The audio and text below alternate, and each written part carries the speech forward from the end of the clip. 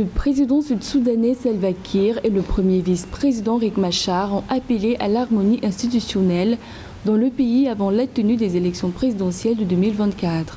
Pour le président sud-soudanais Salva Kiir, travailler ensemble favoriserait la bonne tenue des élections présidentielles du pays. C'est d'ailleurs dans ce contexte que le vice-président Riek Machar a exhorté les nouveaux responsables à préparer un environnement propice à la conduite des élections. Rappelant qu'en août 2022, les dirigeants du Soudan du Sud avaient signé une prolongation de 2 ans du gouvernement de transition dans une démarche que les partenaires étrangers ont qualifiée de manquant de légitimité.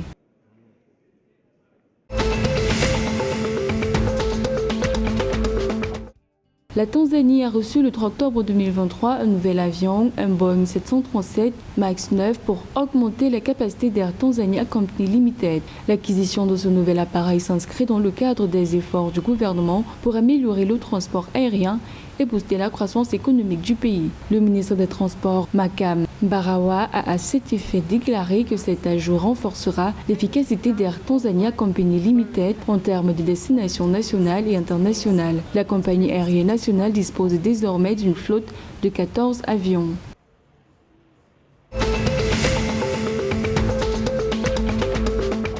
La compagnie kenyane Kenya Power Limited souhaite élargir sa clientèle à travers le pays.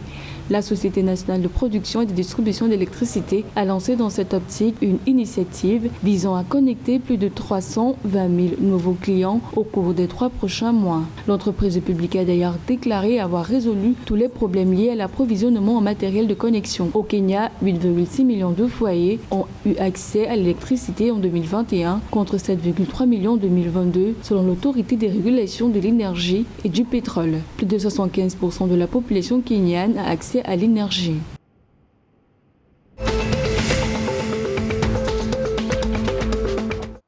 Le Rwanda envisage de créer un hangar à avions et un centre d'excellence en formation aéronautique à Kigali. Ceci dans le but de renforcer les capacités locales et d'autonomiser la main-d'œuvre de l'industrie aéronautique du pays, mais aussi de la région et au-delà. Selon un rapport d'évaluation de l'impact environnemental et social sur le projet de hangar d'avions et de centre d'excellence, le projet coûtera environ 53,5 millions de dollars. L'objectif ici est de fournir une formation aux pilotes, au personnel de maintenance, au personnel de gestion du trafic aérien et d'autres domaines connexes.